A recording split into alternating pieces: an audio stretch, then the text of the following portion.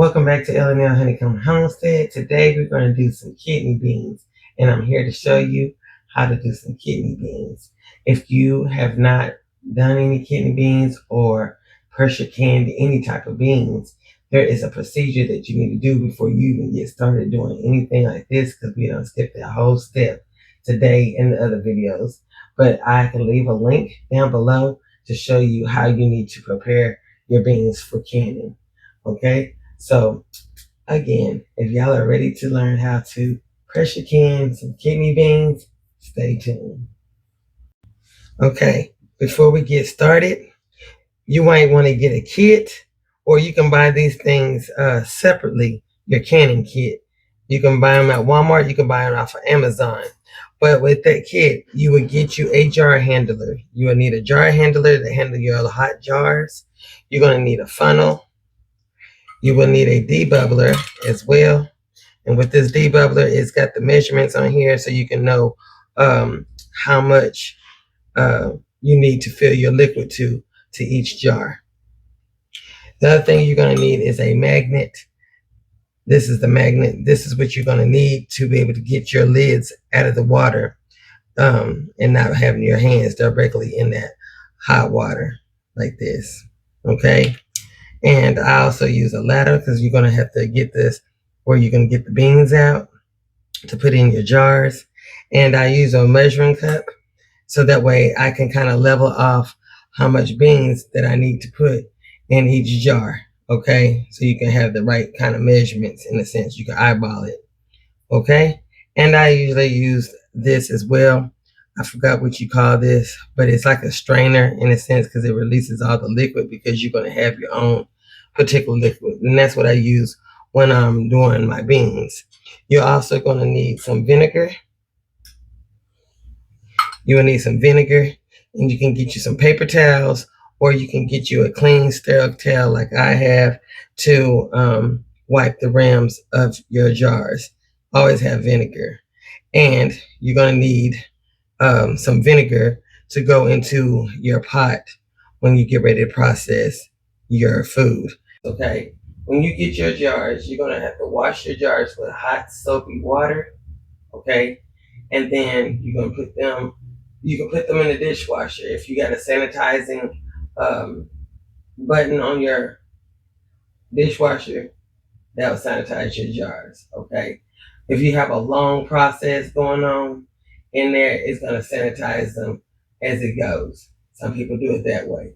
You can also, after you wash your jars with hot soapy water, you can stick them on a tray in the oven on 230 degrees for about 30 minutes, and that will sterilize your jars. Okay, but you want them to be good and sterilized.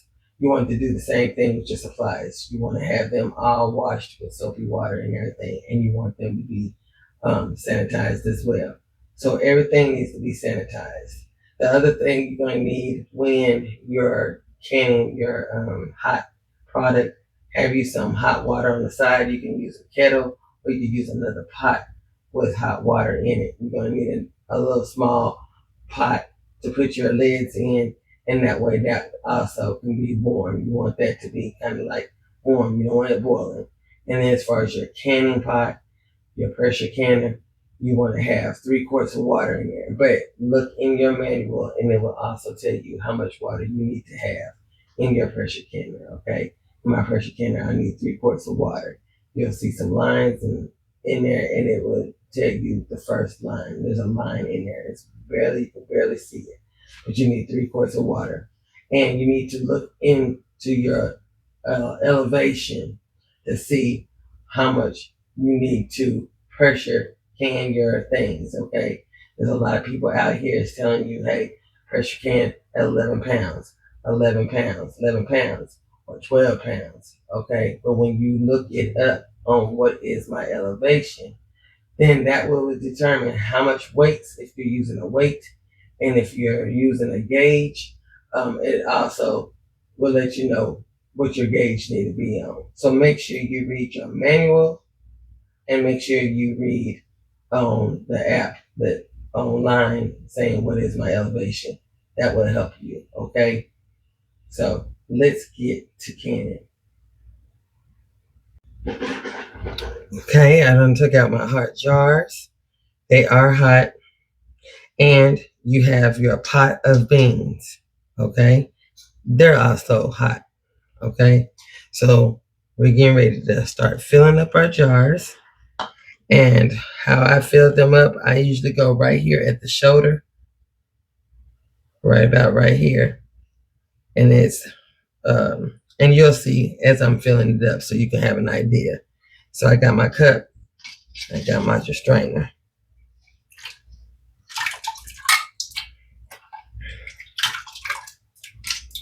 I'll show you.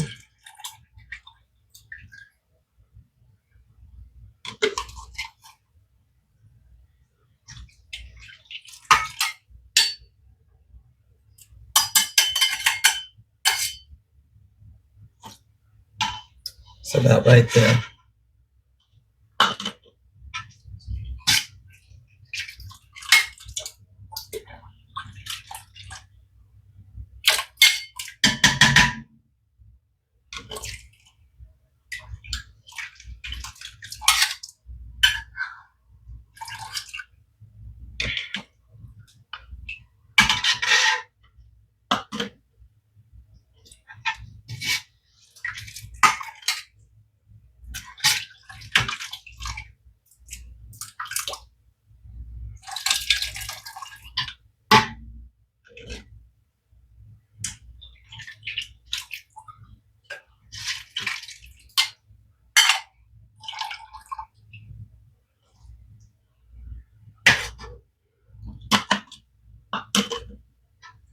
Just a little bit over it.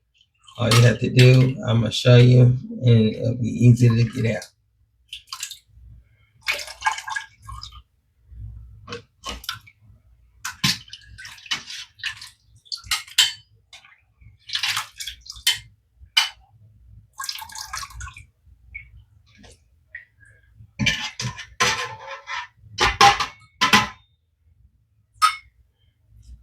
Hot, hot.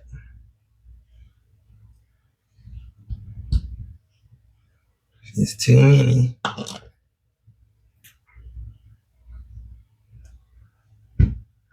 Okay, so it's about the right amount everywhere. So now we're going to go back and we're going to fill these up with water. Okay. Now you can use your same juice or you can use some water. I'm going to use some water. So that way it can still be making its juices as it's going through the process. So we'll be right back for that.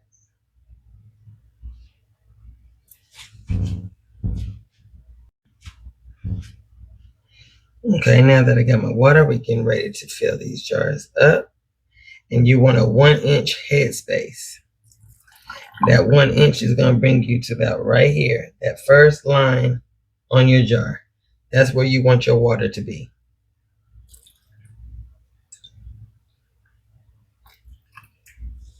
Okay, we're going to go to the next one and do the same thing.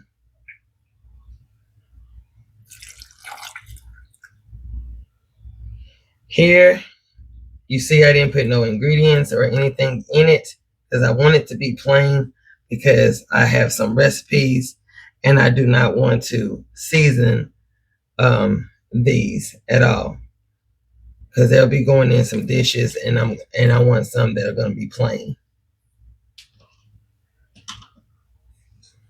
But you can season them any way you want to. Just follow this procedure. Okay, just follow this procedure.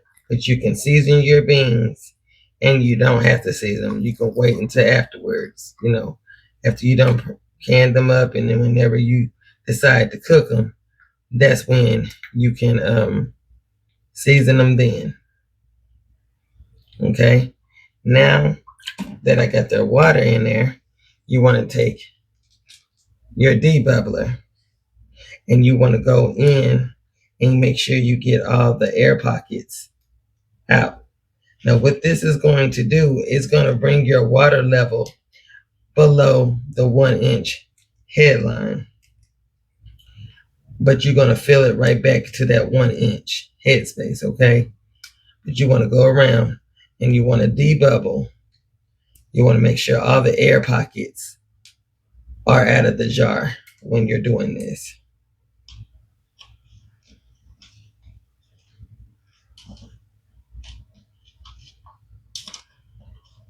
Okay, and then after that's completed, then you go back and you just fill it right back up to that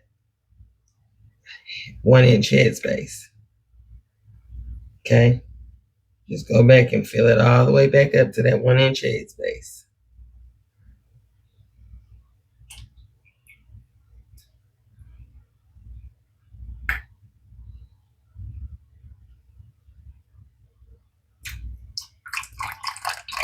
Okay,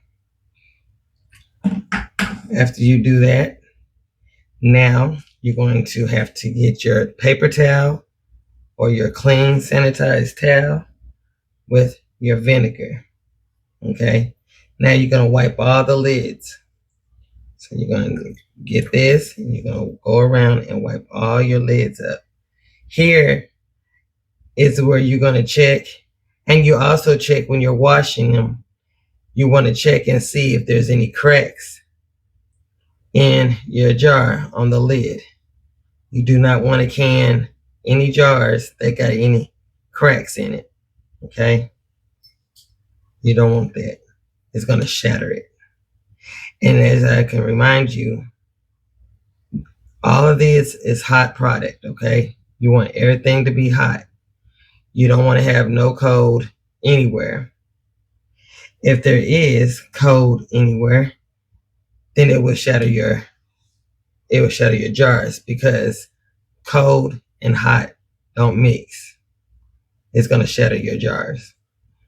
So you want to just go around and make sure everything is good and wiped down and clean,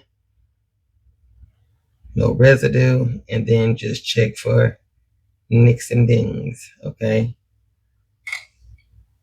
the jars are hot, the water is hot, your beans are hot, your pot, your canning pot is hot, your lids are hot.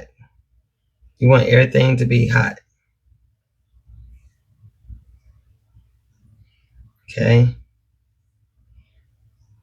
now that's good and wiped. Now you want to get your lids and your bands, and there I will show you how to put them on.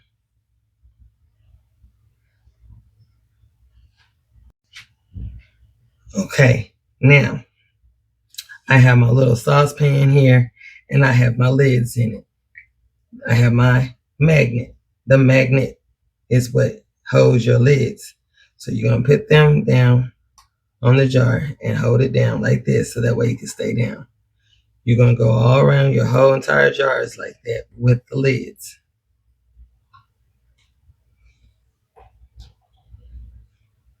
Okay. Now that they're all on there, now it's time to put your bands on. You're going to take your bands and you're going to do it fingertip tight. You do not want to go really hard on keep putting these on. You just need to be fingertip tight. You see that? Still got some looseness in it. You just want fingertip tight.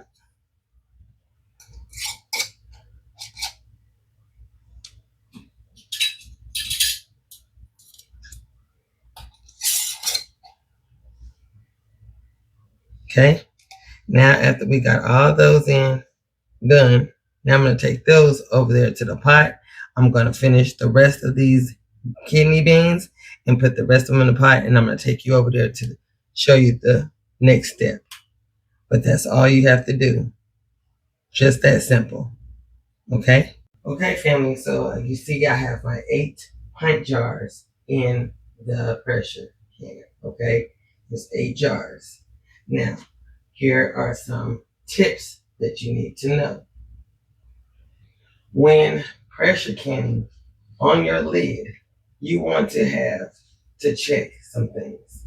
Okay? We have a band here, and that's the sealant. That's going to help seal your pot. All right? It's going to help turn this top off your pot.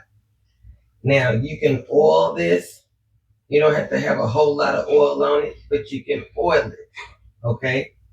The next thing you want to do is check that this middle piece right here, the vent, you want to be able to look through it just like so. You want to be able to look right through it. What that means is you don't want no clogs because this is the vent hole that you're going to be doing the next stage in when getting ready to press your can.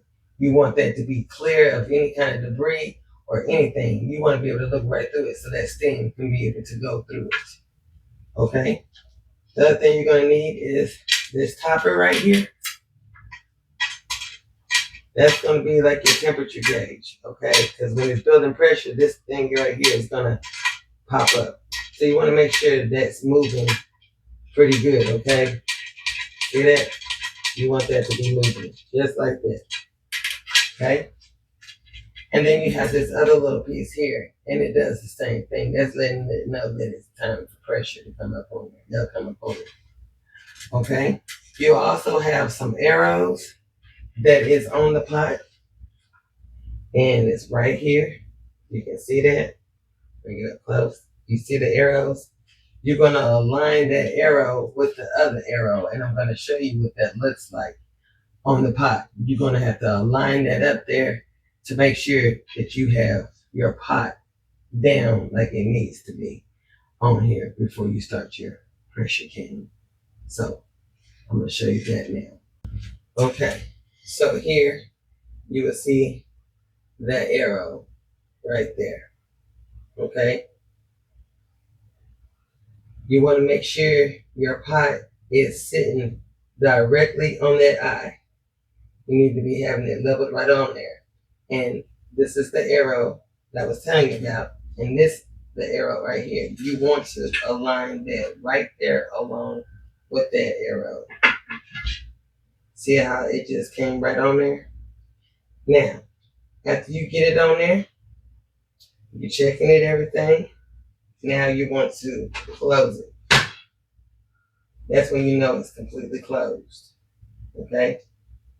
So the next step is you're going to turn your eye on high. There you're going to be building up your pressure. Okay? You're going to build up your pressure in your pot. That means that water is going to get hot. It's going to start building. And the steam that I was telling you about to make sure you're able to look through this vent hole, that steam is going to come through here. Okay? And it's going to vent. That's what they call venting. All right? So when this builds up and this steam starts to vent through here, it needs to have a steady flow of steam. There, you're going to time it for 10 minutes. Okay? That's letting you know after that 10 minutes, it's ready for you to put your weight on or get ready to start timing your process time. Some people have 11 pounds, some people have 12 pounds. When you look in your manual and look in what is your elevation, it will tell you what your pressure need to be on when that time comes, okay, for you to get ready to go through the processing time. I have weights. My weights look like this. So when it's going through its venting stage and all the flow is coming up through here, all that steam, then I time it for 10 minutes. After that 10 minutes, then I'll put my weights on. And my elevation is 15 pounds of pressure, PSIs. I have 15 pounds of pressure where I'm at. This is 15 pounds. But I'll put that on there. And then you're going to see the process where it's going to rock. Okay? And it needs to have a steady rock. It don't need to be no vigorous rock. It needs to be a steady rock where it will rock and then it will pause. It will rock and then it will pause. It's a steady rock. It's so many seconds that it will do that. And that's where you want it to be. And I will show you that step as well. Okay? But you need to have that. Now, if it's going too hard, right, you will have to adjust your temperature. And then once you start doing it a few times, you will know just exactly where it needs to be at on your eye. And as long as you keep it right there at that pressure that you need it to be on, then you're good. And you just keep watch of it. And I'll show you those two steps. So now we're right, like I said, we're trying to get this water to start building up pressure so that way we can have some steam coming through this vent right here. And I will show you what that looks like. It's a steady flow of steam. Okay, so stay tuned for that. Okay, family, so it's right at where it's going to reach its mark, where it's steady flow of steam coming through your vent here. Okay, if it's got a little puff going on, you know what I'm saying, like a skip in between, you don't want to start your timer for 10 minutes yet. Okay, you want it to be a steady flow of steam to vent through this vent hole right here. Okay, so now it is at its steady pace where it is got the vent flow going, and you're going to set your timer for 10 minutes, and you're going to let that flow, that vent, for 10 minutes. Okay, 10 minutes, and we'll be back when it's time to do the next step from there. That's what I gotta have for my elevation. My elevation is high. It's not low. My elevation is high where I'm at. So I gotta have 15 pounds. The other thing is I'm using pint jars. With the pint jars, your process is gonna be 75 minutes. Okay? That's what I'm gonna do, the pint size jars, for 75 minutes. Now if I was doing quart jars, they're gonna be 90 minutes. But I'm doing 75 minutes for pints, and I'm using 15 pounds of pressure. If yours happens to be 11 pounds, it's still, if it's got pints in there, it's going to be 75 minutes. If it's quarts, 90 minutes. Those two things don't change. What changes is your elevation from where I stay and from where you stay at. So, again, just know your elevation. That way you'll know how many pounds of pressure you're going to need. That's PSIs, okay? And that way you'll know. But the time for the processing times, our processing times run the same, okay? It's just the elevation as far as the pounds for PSIs, okay?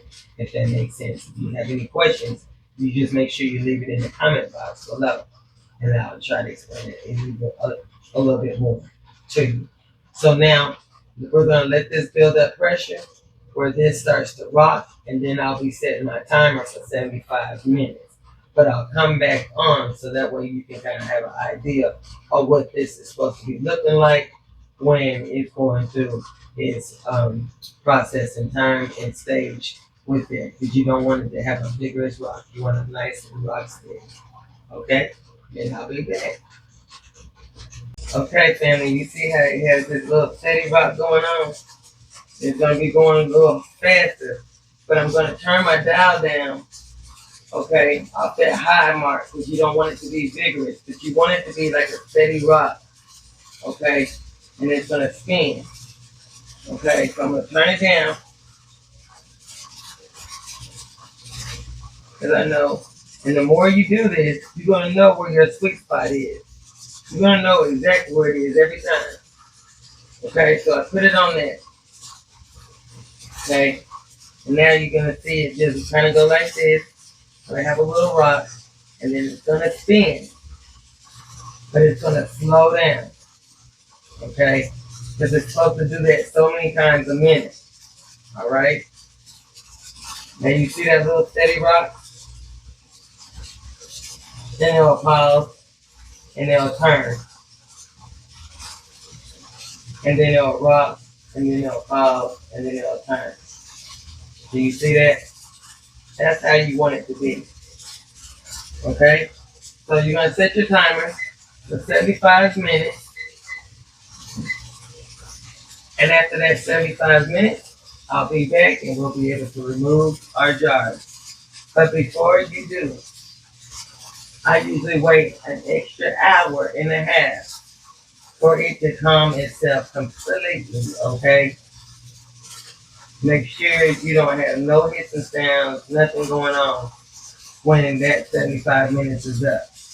So with my 15 pounds of pressure, it's gonna take a while for that to calm on down. And it usually be about an hour and a half after the time is up. So when everything is over and done and died down, I'll be back on to remove the jar. Okay, family, so we're back. It's been an hour and a half.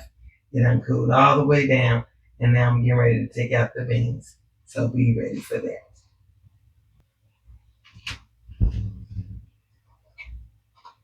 The bean smells very good.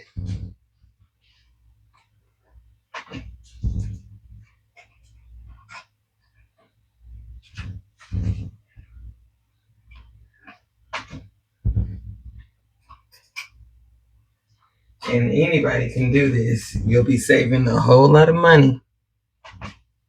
A whole lot of money.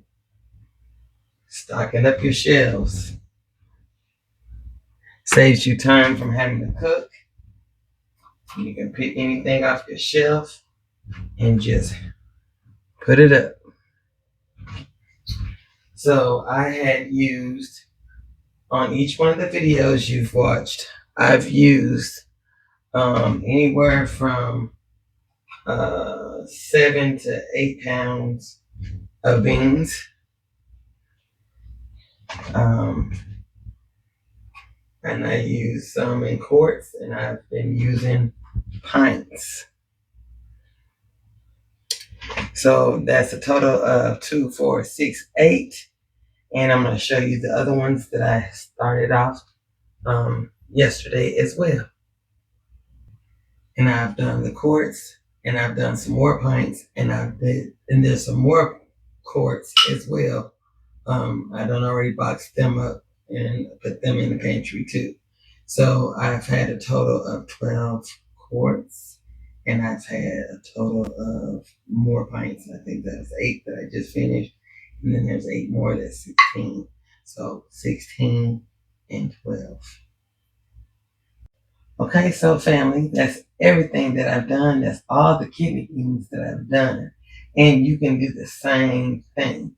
So when you want to let your stuff cool for 12 to 24 hours, after it's over with, you take your bands off, wipe the jars down, check and see if you had an indentation. If it didn't seal, that's when it's going in and out the indentation. If it does not go in, like an indentation in it, that means that your jars have sealed. And another way is when it's popping, but that still doesn't mean anything. Just check it the other way, because that's what I do, and that's how I know for sure that it's sealed. Okay, that I know for sure that it's sealed. So if you like this video, give it a thumbs up, leave a comment down below, subscribe to our channel, and y'all have yourself a wonderful and blessed day. Bye bye.